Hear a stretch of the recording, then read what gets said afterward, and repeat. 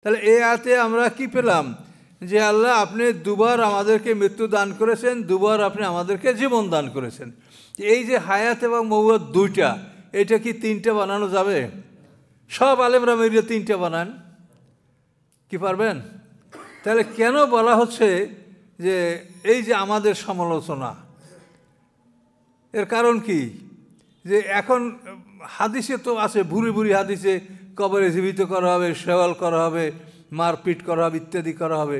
কিন্তু আমরা কোরআনে দেখি যে না, মানুষকে একটা মানুষ জীবিত করতে হলে সেটা তো বিরাট ব্যাপার, আর জীবিত না করলে তাকে প্রশ্ন করা যায় না।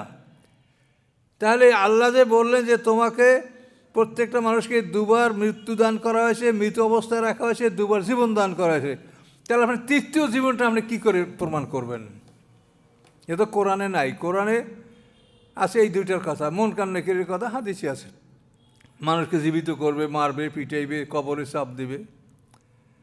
তো এখন আমাদের কথা হচ্ছে যে হাদিস মানতে আমাদের কোনো আপত্তি নাই, কিন্তু কোরআনের খেলাফ কোনো হাদিস মানা এটা কোনো মুসলমানদের পক্ষে যে সম্ভব এটা আমি মনে করি না। আপনারা কি মনে করেন আপনারা জানতে পারেন। আল্লাহর কোরআনের খেলাফ সব আলেমরা বলে। এখন সব আলেমরা বললে একটা ফরজ বাড়বে? সব আলেমরা বললে একটা ফরজ কি কমবে? সব আলেমরা কি বলে এইটা আল্লাহ আমাদেরকে বলছে না আল্লাহর রাসূলের আনুগত্য করতে বলছে? কোরআন শরীফে সব জায়গায় আতিউল্লাহ ও আতিউর রাসূল, আল্লাহর আনুগত্য করো, রাসূলের আনুগত্য করো। এখন সব মানুষ কি বলে এটা কি আল্লাহ আমাদেরকে মানতে বলছে? তো এখন এদের দলিল হলো কি? সবাই বলে, আকাবেররা বলে। হ্যাঁ, আপনি বলেন আর আগের এরা কেউ কি বোঝে নাই?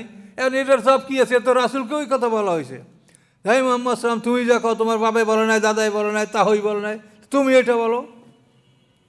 তাহলে এই কথা তো আগেও এরকম বলা হয়েছে। তা আমরা বলি যদি আমার কথা হয় তা আপনি প্রত্যাখ্যান করেন, আর যদি কোরআনের কথা হয় তা আপনি মেনে নেন।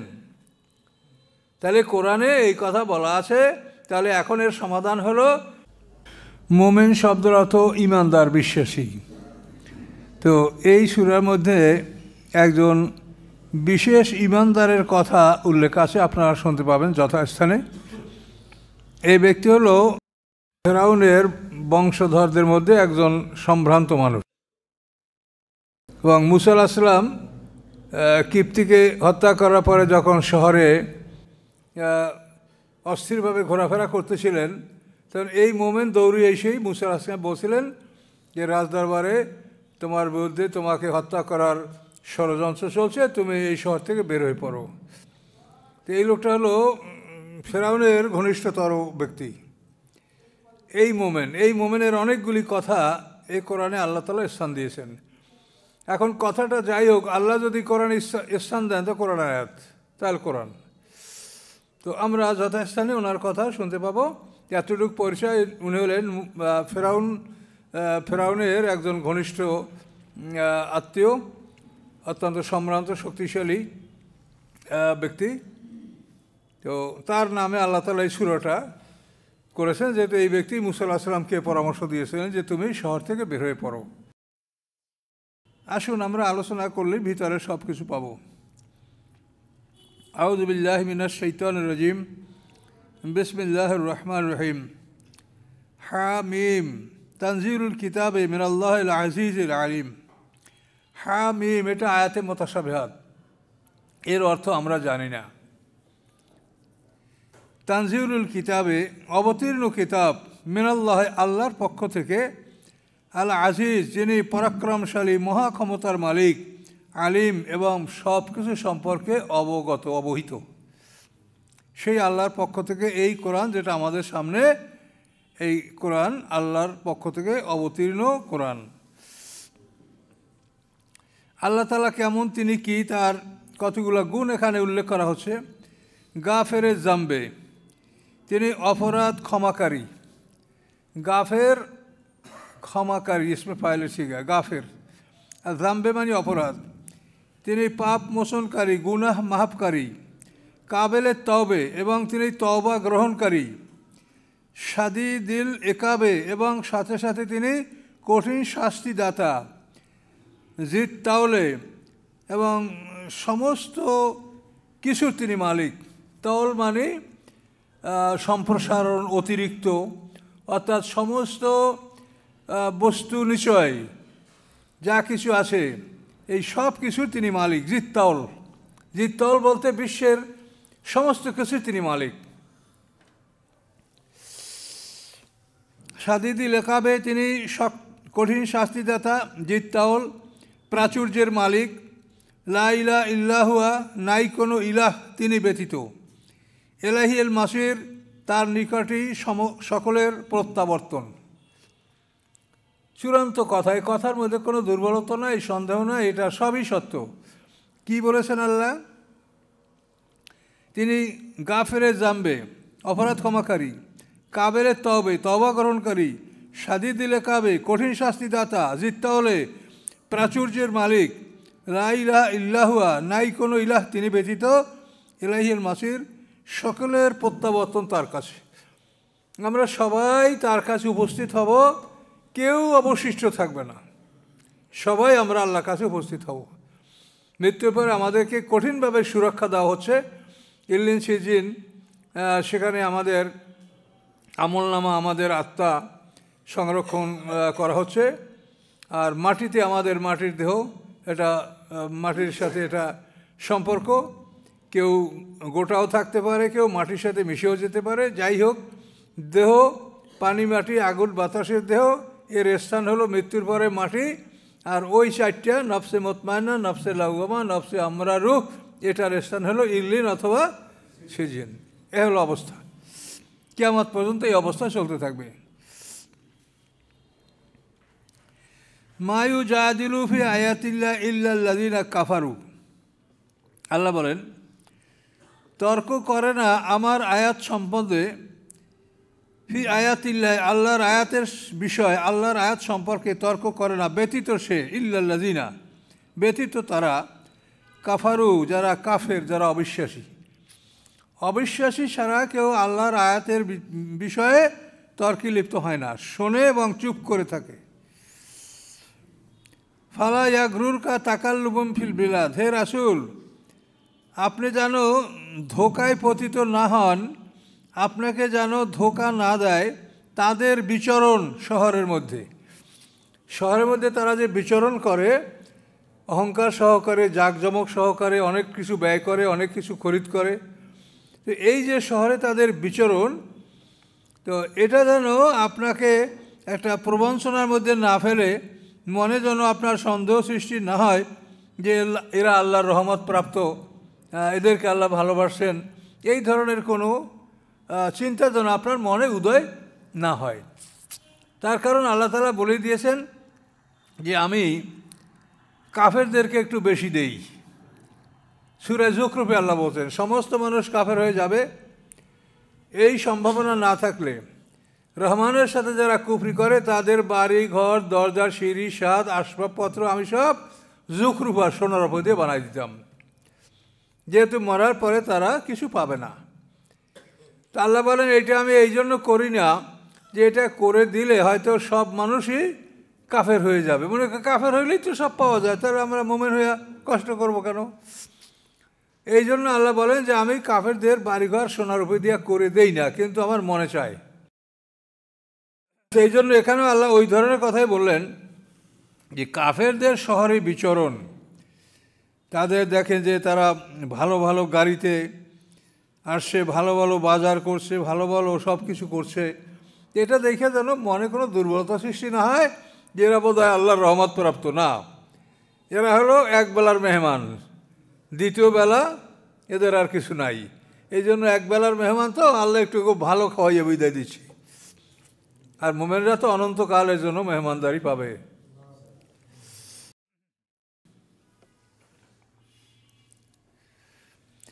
কাযযাবাত ক্বাবলাহুম কওম নূহ, আল্লাহ দৃষ্টান্ত দিচ্ছেন যে মিথ্যা বলেছে তার পূর্বে নূহ সম্প্রদায়, নূহ আলাইহিস সালামকে। এদের পূর্বে অর্থাৎ এই মক্কাবাসী যাদের কাছে কোরআন নাযিল হয়েছে, তো এদের পূর্বে নূহ আলাইহিস সালামের সম্প্রদায় নূহ আলাইহিস সালামকে মিথ্যা বলেছে। ওয়াল আহজাবু মিন বা'দিহিম, এবং নূহ আলাইহিস সালামের পরে বহু দল, হেজবুন মানে দল, হেজবুল্লাহ আল্লাহর দল, হেজবুল শয়তান শয়তানের দল, হেজবুনের বহু বচন হলো আহজাব।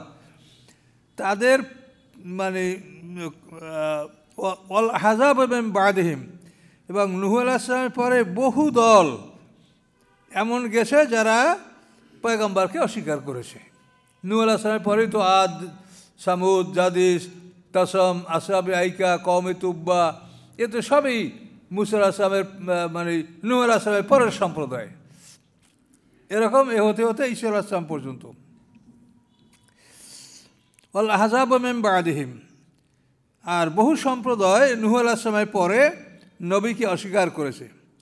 ও হাম্মাদ কুল্লু উম্মাতিন বিরাসূলিহিম, এবং ইচ্ছা পোষণ করেছে প্রত্যেক দল রাসূলের সাথে তর্ক করতে। প্রত্যেকটা দলই রাসূলের সাথে তর্ক বিতর্কে লিপ্ত হওয়ার জন্য তারা ইচ্ছা পোষণ করতেছিল। লিয়াখুজুহু, যে যাতে তারা রাসূলকে ধরতে পারে।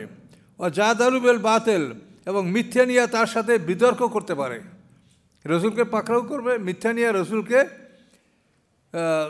তর্ক বিতর্কে লিপ্ত করবে, এইটা তারা চেষ্টা করেছে। এটার উদ্দেশ্য কি তাদের? লিইউদহিদু বিল হাক্কা, এর সাহায্যে তারা সত্যকে পরাজিত করবে। তর্ক বিতর্ক করে, যুক্তি তর্ক করে, পয়গম্বরের সাথে তর্ক বিতর্ক করে তারা সত্যকে পরাজিত করবে। তো এই চিন্তা যখন করেছে, আখাযাতহুম ফাআখাযতুহুম, আল্লাহ বলেন আমি তাদেরকে পাকড়াও করেছি, আমি তাদেরকে শাস্তি নিয়ে ধরেছি। ফাকাইফা কানা ইকাব, কী রূপ ছিল আমার শাস্তি? আল্লাহ প্রশ্ন, আমার শাস্তিটা কেমন ছিল? নূহ আলাইহিস সালামের জাতিকে আমি কীভাবে ডুবে মেরেছি, আদ জাতিকে কীভাবে আমি 7 রাত 8 দিন পর্যন্ত ঝোড়ো হাওয়া দিয়া আদ জাতিকে ধ্বংস করা হয়েছে। এই প্রচণ্ড বাতাস সেই মানুষগুলিকে আকাশে উঠিয়ে ফেলতো, আকাশ থেকে আবার জমিনে আশ্রয় ফেলতো, আবার আকাশে উঠাতো, আবার বালুর ঝড় দিয়ে তাদেরকে বালু দিয়ে ঢাকা চাপা দিয়ে দিত, আবার বালু অপসারণ করে তাদেরকে আবার আশ্রাতো। এইভাবে সাবা লাইয়ালম ও সাবানিয়াত আইয়াম, 7 রাত 8 দিন এইভাবে আশ্রাতে আশ্রাতে সেই মানুষগুলাকে ধ্বংস করে শেষ পর্যন্ত ওই বাতাস সাহায্যে তাদের নদীরকে সমুদ্রে নিক্ষেপ করে দিয়েছেন। আল্লাহ বলেন ফাকাইফা কানা ইকাব, আমার শাস্তিটা কেমন ছিল? ফেরাউন সম্প্রদায়কে 10,60,000 লোহিত সাগরে ডুবিয়ে আল্লাহ মেরেছেন। নমরুদ সম্প্রদায়কে আল্লাহ মশার সাহায্যে ধ্বংস করেছেন। তো এইভাবে প্রত্যেকটা জাতিকে, সামুদ জাতিকে জিবরিল আমিনের এক বিকট শব্দের মাধ্যমে সামুদ জাতিকে ধ্বংস করা হয়েছে। তো সেই কথাটা আল্লাহ বলেন যে আমার শাস্তিটা কেমন ছিল একটু মনে করো তো। ফাকাইফা কানা ইকাব ও কাযালিকা হাক্কাত কালিমাতু রাব্বিকা আলাল্লাযীনা কাফারু, এবং এভাবেই আপনার রবের বাণী প্রতিষ্ঠিত হয়েছে তাদের উপরে যারা অবিশ্বাসী। অবিশ্বাসীদের উপরে আল্লাহর বাণী চূড়ান্ত হয়েছে, যেটা হবেই হবে। আন্নাহুম, কি চূড়ান্ত হয়েছে? আন্নাহুম আসহাবুন নার, যে নিশ্চয়ই তারা আগুনের অধিবাসী, তারা আগুনে অবস্থান করবে। আল্লাযীনা ইয়াহমিলুনাল আরশা, যারা বহন করে আল্লাহর আরশ। আল্লাহর আরশ বহন করার জন্য নিয়মিত 4 জন ফেরেশতা আল্লাহর আরশ বহন করে। কিন্তু হাসরের ময়দানে, এখানে অবশ্য 4 বলা নাই, কিন্তু হাসরের ময়দানে 8 জনের কথা বলা আছে। ওয়াহমিলু আরশা রাব্বিকা ফাওকাহুম ইয়াওমাইযিন সামানিয়া, সামানিয়াতুন মানে 8। আর এখানে বলা হয়েছে আল্লাযীনা ইয়াহমিলুনাল আরশা, যারা আল্লাহর আরশ বহন করে। অমান হাওলাহু, এবং যারা আরশের চারপাশে আছে এরা কি করে? ইউসাব্বিহুনা, তারা পবিত্রতা ঘোষণা করে, তারা পবিত্রতা ঘোষণা করে। বেহামদি রব্বিম, তাদের রবের প্রশংসা সহ। প্রশংসা এবং পবিত্রতা এই দুটা ফেরেশতারা জপনা করে। পবিত্রতা ঘোষণা করে আল্লাহর প্রশংসা সহ। ওয়ুমিনুনা বিহি, এবং এই ফেরেশতারা আল্লাহর প্রতি ঈমান রাখে। ওয়াস্তাগফিরুনা লিল্লাযীনা আমানু, এবং এই ফেরেশতা মুমিনদের জন্য আল্লাহর কাছে ক্ষমা প্রার্থনা করে। দেখেন সুবহানাল্লাহ, বলেন কত বড় সম্মান। ওয়াস্তাগফিরুনা লিল্লাযীনা আমানু, এবং তারা মুমিনদের জন্য আল্লাহর কাছে ক্ষমা প্রার্থনা করে। রব্বানা ওয়াসি'তা কুল্লা শাইইন রাহমা ওয়া ইলমা, কীভাবে প্রার্থনাটা করে দেখেন। তারা বলে রব্বানা, হে আমাদের রব, ওয়াসিতা কুল্লা শাইইন রাহমা ওয়া ইলমা, প্রশস্ত আপনি, বড় আপনি, ব্যাপকতর আপনি সকল বিষয়ের উপরে, এবং আপনার রহমত সব কিছুর উপরে পরিব্যাপ্ত। আপনার রহমত এবং এলেম এ দ্বারা আপনি সব কিছুকে পরিবেষ্টিত করে রেখেছেন। পৃথিবীর সমস্ত বস্তু আল্লাহর রহমত এবং এলেম দ্বারা আবৃত, এটা এখানে আল্লাহ বলছেন। অতএব আপনি এত বড় ক্ষমতার মালিক, ফাগফির লিল্লাযিনা তাবু, আপনি ক্ষমা করেন তাদেরকে যারা তওবা করেছে, আপনার দিকে ফিরে এসেছে। যেমন অহসির মতো মানুষ হামজা রাদিয়াল্লাহু শহীদ করেছে। পৃথিবীতে এমন কোনো পাপ নাই যে তারা করে নাই, তওবা করতে তারা ভয় পাচ্ছিল। তো তাদের ব্যাপারে এবং এই ধরনের যত অপরাধী সবাইকেই তো আল্লাহ ক্ষমা করেছেন। আর যারা সাহাবী, যাদেরকে আমরা সাহাবী যাদের সম্মান কোরআনে উল্লেখ আছে, এই সাহাবীরা, এদের মধ্যে কিছু লোক স্বাভাবিকভাবেই ভালো ছিল, কিন্তু ম্যাক্সিমাম লোক তারা সব ধরনের অপরাধের সাথেই জড়িত ছিল। কিন্তু তওবা করার ফলে তাদের পিছনের সমস্ত গুনাহ আল্লাহ মাফ করে তাদেরকে মর্যাদা সম্মান দিয়েছেন এবং পৃথিবীর শ্রেষ্ঠ মানব হিসেবে আল্লাহ তাদেরকে ঘোষণা করেছেন। কাজে এই জন্য তওবার কথা বলা হয়েছে যে আপনি আমি, ওই আমার এক স্যার বলছিলেন যে মক্কার লোকের সাথে আমরা ভালো, বলে কেমন করে? মক্কার লোকেরা রাসূলের সাথে শত্রুতা করছে, আমরা তো রাসূলের সাথে শত্রুতা করি না, আমরা তাকে ভালোবাসি, কাজে আমরা মক্কার লোকের সাথে ভালো। মানে তার কথার যুক্তি। ডক্টর মোস্তাফিজ স্যারের কথা বলছিলেন। তো এই ফেরেশতারা যারা আরশ বহন করে এবং আল্লাহর আরশের চারপাশে যারা অবস্থান করে, তারা আল্লাহর পবিত্রতা সহ প্রশংসা যাপনা করে, আল্লাহর প্রতি ঈমান আনে এবং মুমিনদের জন্য আল্লাহর কাছে ক্ষমা চায়। তো এখন মুমিনের মর্যাদা কত বড় এখন বোঝেন? এটা ডাইরেক্ট কোরআন, এর মধ্যে কোনো দুর্বলতা নাই। তাহলে মুমিনদের মর্যাদা কত ঊর্ধ্বে, কিন্তু এই মর্যাদাটার জন্য শর্ত হলো তওবা। যদি আমরা আল্লাহর কাছে ফিরে আসি, যার মধ্যে যে খারাপ অভ্যাস আছে, কারোর মধ্যে সুদের কারবার, সুদের ব্যবসা বা এই ধরনের অন্য যে কোনো গোপন, প্রকাশ্যে গোপন কোনো অপরাধ কারোর মধ্যে থাকলে আল্লাহর কাছে তওবা করলে আল্লাহ ক্ষমা করবেন। ফাস্তাগফির কি বলে? তারা কি বলে? ফাগফির লিল্লাযিনা তাবু, হে আল্লাহ আপনি তাদেরকে ক্ষমা করেন যারা তওবা করেছে, ওয়াত্তাবু সাবিলাকা, এবং যারা আপনার রাস্তার অনুসরণ করেছে। আপনি যে সিরাতাল মুস্তাকিম রাস্তার ঘোষণা দিয়েছেন, ওই রাস্তার অনুসরণ তারা করেছে, ওই রাস্তায় তারা চলাফেরার জন্য স্থির করেছে। ওকে মাযাবাল জাহিম, এবং এই মোমেনদেরকে আপনি জাহিমের শাস্তি থেকে রক্ষা করেন। এইভাবে আল্লাহর আরোহণকারী ফেরেশতারা এবং আরশের চারপাশে যারা অবস্থান করে, এই ফেরেশতারা আল্লাহর কাছে দোয়া মাগফিরাত কামনা করে। এই জন্য আমরা যে দুরুদের অর্থ করি না, দুরুদ যদি ফেরেশতারা পড়ে তার অর্থ হলো ইস্তেগফার। আল্লাহুম্মা সাল্লি আলা মুহাম্মদ, এই যে দুরুদের, যদি আল্লাহ দুরুদ পড়ে, ইন্নাল্লাহা ওয়া মালাইকাতুহু ইউসাল্লুনা আলান নবী, এখানে আল্লাহ দুরুদ পড়ে, তা আল্লাহর দুরুদ পড়ার অর্থ হলো খাস রহমত বর্ষণ করা। আর ফেরেশতাদের দুরুদ হলো মুমিনদের জন্য আল্লাহর কাছে ক্ষমা প্রার্থনা করা। আর রাসূলের দুরুদ হলো, তার দুরুদ হলো আমাদের জন্য বিশেষ দোয়া। আর আমাদের দুরুদ হলো রাসূলের জন্য বিশেষভাবে প্রার্থনা করা। এই দুরুদের এই অর্থগুলি পাওয়া যায়।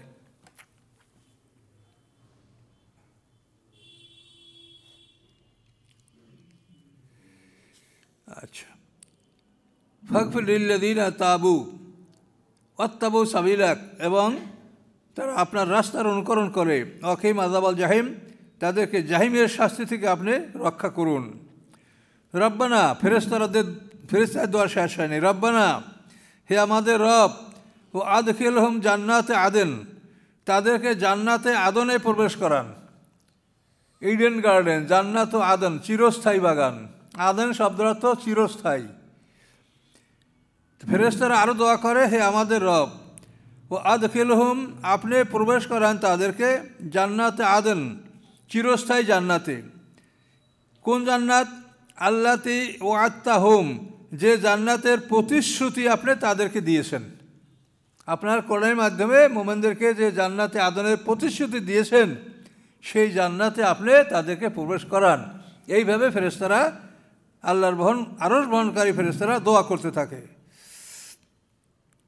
আর কি করবেন? অমান সালামেন আবাহিম, এবং এই মুমিনদের মধ্যে হতে তাদের বাপদাদের মধ্যে যারা যোগ্য তাদেরকেও আপনি এই নিয়ামত দান করেন, জান্নাতে আদনে প্রবেশ করার তৌফিক দান করেন। অমান সলাহা, সলামের যোগ্যতা অর্জন করা, যারা যোগ্য মেন আবাহিম তাদের পিতৃপুরুষদের মধ্যে, ও আজওয়াজহিম স্ত্রীদের মধ্যে, ও যুররিয়াতিম এবং তাদের সন্তানদের মধ্যে। তাহলে ফেরেশতারা দোয়া কার জন্য করলো? মুমিনের জন্য, একার জন্য না, মুমিনের জন্য দোয়া করলো, এবং এদের পিতৃপুরুষদের মধ্যে যারা যোগ্য ঈমান নিয়ে ইন্তেকাল করেছেন তাদের জন্য দোয়া করলো, ও আজওয়াজহিম তাদের স্ত্রীদের জন্য দোয়া করলো, ও যুররিয়াতহুম এবং তাদের সন্তানদের জন্য দোয়া করলো। তা কি কেউ বাকি থাকলো? উপরে পিতৃপুরুষ, নিচে সন্তান, আর আপনার দৈহিক সম্পর্ক স্ত্রী, এই সবার জন্যই এই ফেরেশতারা দোয়া করছে। তে কত সম্মানের অধিকারী মোমেন, কিন্তু শর্ত হলো যে তারা আল্লাহর কাছে তওবা করবে, আল্লাহর পথে ফিরে আসবে যারা, তাদের তওবা মঞ্জুর করার জন্য ফেরেশতারা এই দোয়াগুলি আল্লাহর কাছে করবে, যেটা আপনি সরাসরি কোরআন থেকে পাচ্ছেন। কি দোয়া থাকতে পারে পৃথিবীতে সেটি বড়? দেখেন, ইন্নাকা আনতাল আজিজুল হাকিম, এবং ফেরেশতাদের সর্বশেষ কথা যে আপনি আজিজ। আজিজ মানে পরাক্রমশালী, অপ্রতিরোধ্য ক্ষমতার মালিক। আপনার এই ক্ষমতার সাথে মোকাবেলা করার কারও সাধ্য নাই, অধিকার নাই। এবং সাথে সাথে আপনি কৌশলী, আপনি অনেক কৌশল জানেন, আপনি অনেক স্ট্র্যাটেজি প্লট আপনি জানেন, যার ফলে কোনো একটা কৌশল অবলম্বন করে আপনি মোমেনদেরকে ক্ষমা করে দিতে পারেন।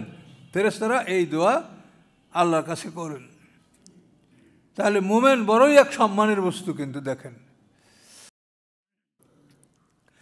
ফেরেশতাদের তো এখনও শেষ হয়নি, এখন আরও তারা বলছেন ও আকিমুস সাইয়্যাত, তাদেরকে খারাপ থেকে রক্ষা করেন। আল্লাহ তাআলা মোমেনদেরকে খারাপ থেকে রক্ষা করে। ইউসুফ আলাইহিস সালামকে কীভাবে আল্লাহ তাআলা খারাপ থেকে রক্ষা করেছেন, আপনাদেরকেও ওরকম রক্ষা করতে পারে। আপনি ওরকম একটা খারাপ অবস্থায় পৌঁছতে পারেন, কিন্তু আল্লাহ তাআলা আপনাকে রক্ষা করবে। তো এই জন্য ফেরেশতারা দোয়া করছেন আকিমুস সাইয়্যাত, তাদেরকে আপনি অপরাধ থেকে রক্ষা করুন, তারা যেন কোনো ভুলভ্রান্তি অন্যায় করতে না পারে, আল্লাহ আপনি তাদেরকে রক্ষা করেন। এটাও ফেরেশতাদের দোয়া। ওয়াকিমুস সাইয়্যাত, অমানতটাকে সাইয়্যাত অমায়দিন ফাকাত রাহমা, এবং যেদিন ইয়াত্তাকে সাইয়্যাত, এবং সেই দিন ইয়ৌমাইদিন, সেই দিনটা হলো কিয়ামতের দিন, এবং কিয়ামতের দিন যে অন্যায় হতে রক্ষা পাবে, ফাকাত রাহমতা, আপনি তাকে রহম করলেন।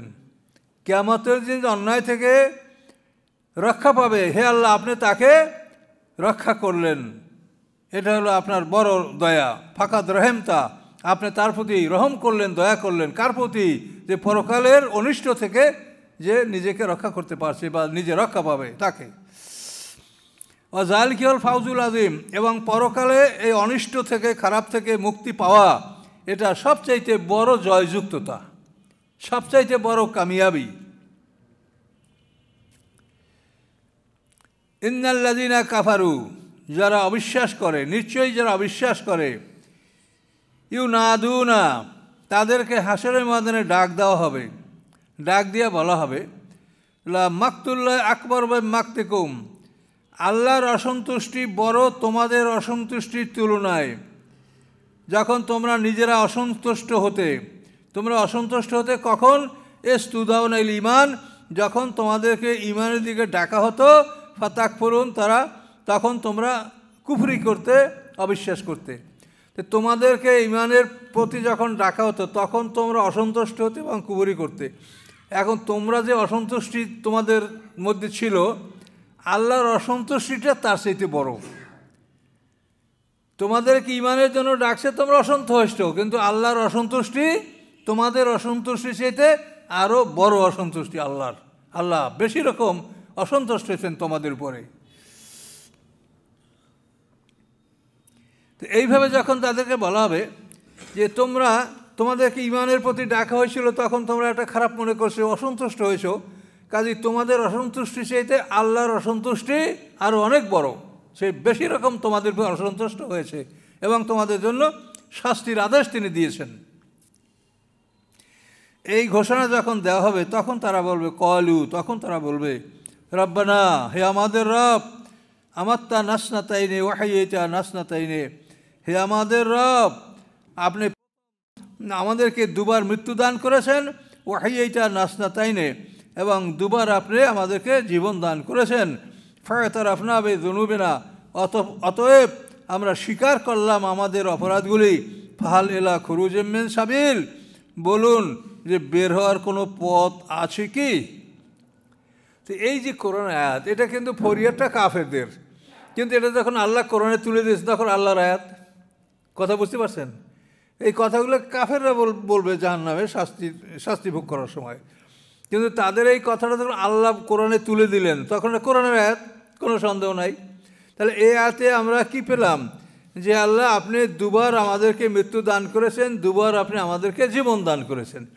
এই যে হায়াত এবং মউত দুইটা, এটা কি তিনটে বানানো যাবে? সব আলেমরা মিলিয়ে তিনটে বানান, কি পারবেন?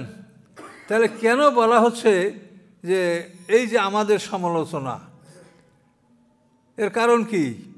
যে এখন হাদিসে তো আছে, ভুরি ভুরি হাদিসে কবরে জীবিত করা হবে, সেওয়াল করা হবে, মারপিট করা হবে, ইত্যাদি করা হবে।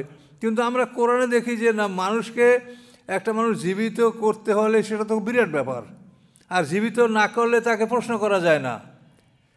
তাহলে আল্লাহ যে বললেন যে তোমাকে প্রত্যেকটা মানুষকে দুবার মৃত্যুদান করা হয়েছে, মৃত অবস্থায় রাখা হয়েছে, দুবার জীবন দান করা হয়েছে, তাহলে আপনি তৃতীয় জীবনটা আপনি কী করে প্রমাণ করবেন? এ তো কোরআনে নাই। কোরআনে আছে এই দুইটার কথা, মন কান নেকিরের কথা হাদিসে আছে। মানুষকে জীবিত করবে, মারবে, পিটাইবে, কবরে চাপ দিবে। তো এখন আমাদের কথা হচ্ছে যে হাদিস মানতে আমাদের কোনো আপত্তি নাই, কিন্তু কোরআনের খেলাফ কোনো হাদিস মানা এটা কোনো মুসলমানদের পক্ষে যে সম্ভব এটা আমি মনে করি না। আপনারা কি মনে করেন আপনারা জানতে পারেন। আল্লাহর কোরআনের খেলাফ সব আলেমরা বলে। এখন সব আলেমরা বললে একটা ফরজ বাড়বে, সব আলেমরা বললে একটা ফরজ কি কমবে? সব আলেমরা কি বলে? এটা আল্লাহ আমাদেরকে বলছে না আল্লাহর রাসূলের আনুগত্য করতে বলছে? কোরআন শরীফে সব জায়গায় আতিউল্লাহ ও আতিউর রাসূল, আল্লাহর আনুগত্য করো, রাসূলের আনুগত্য করো। এখন সব মানুষ কি বলে? এটা কি আল্লাহ আমাদেরকে মানতে বলছে? তো এখন এদের দলিল হলো কি? সবাই বলে, আকাবেররা বলে। হ্যাঁ, আপনি বলেন আর আগের এরা কেউ কি বোঝে নাই? এখন এটার সব কী আছে? তো রাসূলকে ওই কথা বলা হয়েছে, তাই মুহাম্মদ সাল্লাম তুমি যা কও, তোমার বাবাই বলে নাই, দাদাই বলে নাই, তাহই বলে নাই, তুমি এটা বলো। তাহলে এই কথা তো আগেও এরকম বলা হয়েছে। তাহলে আমরা বলি যদি আমার কথা হয় তো আপনি প্রত্যাখ্যান করেন, আর যদি কোরআনের কথা হয় তো আপনি মেনে নেন। তাহলে কোরআনে এই কথা বলা আছে, তাহলে এখন এর সমাধান হলো আল্লাহ কোরআনে বলেছেন অমেম ওয়ারাহিম বারজাকুন ইলা ইয়াউমি ইউবআসুন, সূরা মুমিনুনের 100 নম্বর আয়াতে, যে মৃত্যুর পরে পুনরুত্থান পর্যন্ত বরজাক, পর্দার আড়ালে জগৎ। এই পর্দার আড়ালে জগতে আমাদের কি অবস্থা হবে এটা কোরআনেও বলা আছে, হাদিসেও বলা আছে, কিন্তু সেইটা আমরা কেউ বলি না আর মানিও না। মৃত্যু থেকে বরজাক, অমেম ওয়ারাহিম বারজাকুন ইলা ইয়াউমি ইউবআসুন, কি বুঝতে পারেন? পরিষ্কার, তাদের সামনে পর্দার আড়ালের জগৎ পুনরুত্থান দিবস পর্যন্ত, সূরা মুমিনুন 100 নম্বর আয়াত। তাহলে এই বরজাকটা আমরা কিভাবে থাকবো? এটা কোরআন বলে ফেরাউন সম্প্রদায় সম্পর্কে, আর নারো ইউরাজুন আলাইয়া গুদুম আসিয়া, আগুন, এই আগুনের সামনে তাদেরকে উপস্থাপন করা হবে সকালে বিকেলে, এটা কোরআন বলছে। তাহলে তারা যেখানে থাকবে বরজাকে, ফেরাউন সম্প্রদায়, তাদের আগুনের ঠিকানা সকালে বিকালে দেখানো হবে। ওয়ায়ামা তাকুমুসা, এবং যেদিন কিয়ামত অনুষ্ঠিত হবে, আদখিলু আলা ফেরাউন আসাদ্দিল আযাব, আল্লাহ বলেন ফেরাউন সম্প্রদায়কে এই ফেরেশতারা কঠিন শাস্তির মধ্যে ঢুকাও। এটা পরিষ্কার করে আয়াত। তাহলে তাদেরকে সকাল বিকাল হলো তাদের ঠিকানা দেখানো হবে, আর মরার পরে তাদেরকে কঠিন শাস্তিতে ঢুকানো হবে। এটা হলো কোরআন। আবার হাদিসও এই আয়াতের পক্ষে। এই হাদিস বুখারী মুসলিমের মধ্যে হাদিস আছে। হাদিস বর্ণনাকারী আব্দুল্লাহ ইবনে ওমর, তিনি বলেন আন্না রাসূলুল্লাহ সাল্লাল্লাহু আলাইহি ওয়াসাল্লাম কাল, নিশ্চয়ই রাসূল সাল্লাল্লাহু আলাইহি ওয়াসাল্লাম বলেছেন, ইন্না ইযা আহাদুকুম মাতা, নিশ্চয়ই তোমাদের কেউ যখন মারা যায়, ওরেজা আলাইহি মাকাদুহু বেল গাদাতে ওয়ালাসিয়ে, দেখানো হয় তার ঠিকানা তাকে সকালে এবং বিকালে। এনকানা মিনাল জান্নাতে ফামিনাল জান্নাত, যদি সে জান্নাতি হয় তাহলে তার ঠিকানা জান্নাতের ঠিকানা দেখানো হয়। ওয়ানকানা মিনা হালনার ফামিনা হালেনার, যদি সে আগুনের অধিবাসী হয় তাহলে আগুনের ঠিকানা তাকে দেখানো হয় এবং বলা হয় হাজা মাকাদৌকা, এই তোমার ঠিকানা, হাত্তা আদখালাক আল্লাহ ইয়াউমাল কিয়ামা, কিয়ামতের দিন তোমাদেরকে এই ঠিকানায় আল্লাহ তাআলা পৌঁছিয়ে দেবেন। তাহলে এ হলো সিয়াসাত্তার হাদিস। কিন্তু এই হাদিসটা কি আপনারা কোনো আলেমের মুখে শুনেছেন আজ পর্যন্ত? তাহলে এইটা সিয়াসাত্তার হাদিস, বুখারী মুসলিম, এইটা বলেন না কেন? আপনারা বলেন কোনটা? মানে ওই পাঁচর ভাঙ্গে এই ফেস দই ফেসে নেবে, পিডান মেরে ঘুরে ঘুরে করে ফেলাইবে, ভীষণ চিৎকার মারবে। আর আল্লাহ বলেন যে না, তাদেরকে শুধু ঠিকানাটা দেখানো হবে এবং বিচারের পরে কঠিন শাস্তি দেওয়া হবে। এটা কোরআনের কথা। এখন আমরা কোরআনের কথা বলি, এই জন্য আমাদের দেখেন না এই তাফসিরটা আমরা করবো, এটা একটা প্রচার। এখান থেকে যারা নামাজ পড়েন তারা বলেন না যে তাফসির হবে। দেখছি অবস্থাটা তো এই। তা আমরা এই জন্য কোনো দুঃখিত না, আমরা আল্লাহর কাজ করি, যেভাবে সম্ভব সেভাবে করি, সম্ভব না হলে নাই করব তখন। কিন্তু বিষয়টা আপনারা দেখেন যে একটা আল্লাহর কোরআনের কথা যে আমি বলেছি, এর মধ্যে কোনো দুর্বলতা বা কোনো গোজামিল বা কোনো কিছু আছে এই কথার মধ্যে? বলেন। কোরআন তো আপনার কাছেও আছে, আপনি বলেন। তাহলে এখানে আপনি সূরা মুমিনুর 100 নম্বর আয়াতে কি দেখতে পাইলেন? ওয়াইয়াউমা তাকুমুসসা, কিয়ামত যখন অনুষ্ঠিত হবে, আল্লাহ বলবেন আদখিলু আলা ফেরাউন আসাদ্দিল আযাব, ফেরাউন সম্প্রদায়কে কঠিন শাস্তির মধ্যে ঢুকাও। এটা ওয়াইয়াউমা তাকুমুসসা কোরআনের আয়াত। আচ্ছা, সূরা তওবার 101 নম্বর আয়াতে আল্লাহ বলেছেন যে সানু আযবু মাররাতাইনি, আমি তাদেরকে দুবার শাস্তি দেব। সুম্মা ইউরাদ্দুন ইলা আযাবিন আযীম, দুবার শাস্তির পরে তাদেরকে কঠিন শাস্তির দিকে ফিরিয়ে আনা হবে। সূরা তওবার 101 নম্বর। প্রথম শাস্তি হল তার জীবনে মুনাফিক কাফেরদেরকে অপমান করা হয়। আল্লাহ রাসূল কোনো একদিন মদিনার মসজিদে বলছেন, এই অমুক অমুক মুনাফিক, মসজিদ থেকে বের হও। তাদেরকে মসজিদ থেকে বের করে দেওয়া হয়েছে। এটা হল দুনিয়ার শাস্তি। তারপরে দুনিয়ার পরে মাররাতাইনি তো দুইবার, একবার হলো দুনিয়ার শাস্তি আর দ্বিতীয়বার হলো বরজাকের শাস্তি। বরজাকে তাদেরকে সিজনে রাখা হবে, এটা 2 নম্বর শাস্তি। আর সুম্মা ইউরাদ্দুন ইলা আযাবিন আযীম, তারপরে 3 নম্বরে তাদেরকে কঠিন শাস্তির দিকে নিয়ে যাওয়া হবে, বিচারের পরে 3 নম্বর শাস্তি। এটা সব কোরআনে বলা আছে। তাহলে আপনারা এগুলো বলেন না কেন? এগুলো শুনছেন আপনারা একদিনও তাদের মুখে? তারা ওই যে হাদিসগুলি দুর্বল, ওইগুলি তারা বলে, নিজেরা কান্দেন আর আপনারাও কান্দেন, কিন্তু সত্য কি সেটা আপনারা দেখেন না। কাজে হাসি কান্নার মধ্যে কোনো হেদায়েত হলো আপনি কোরআনের সঠিক জিনিসটা আপনি বোঝেন, সঠিক জিনিসটা বলেন, সঠিক জিনিসটা শোনেন। তো এই যে কোরআনের স্পষ্ট আয়াত এবং সহিহ হাদিস, এগুলি বলা কি আমাদের অপরাধ? তাহলে এই জন্য অ্যাকচুয়ালি মানুষ যারা যা বলে বলুক, এজন্য আমাদের কোনো দুঃখ নয়, তার কারণ আমরা আল্লাহর কাছে বিচার চাবো। এজন্য আল্লাহর কাছে বিচার আমরা পাবো, বিচার চাওয়া লাগবে না।